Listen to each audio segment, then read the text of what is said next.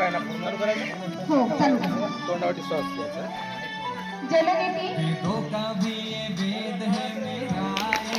खूप सुंदर खूप सुंदर.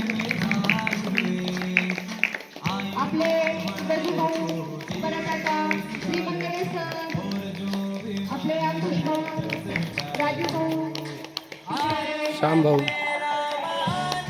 असं बरोबर करताय. तिकडे आपले आई पण करताय आहे. जलनेतीचे खूप फायदे आहेत.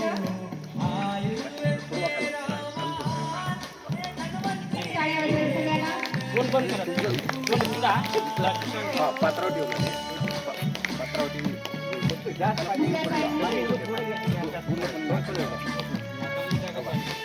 प्रत्येकाच्या घरी जलनेती पात्र असावं. प्रत्येकाने जलनेती करावी. उन्हाळ्यात ॲलर्जी, सर्दी, दमा, समासारखे आजार होऊ नये याच्यासाठी आपल्या वेदामध्ये, आपल्या शास्त्रामध्ये, आपल्या ग्रंथामध्ये जलनेतीचे फायदे सांगितले गेलेले आहेत.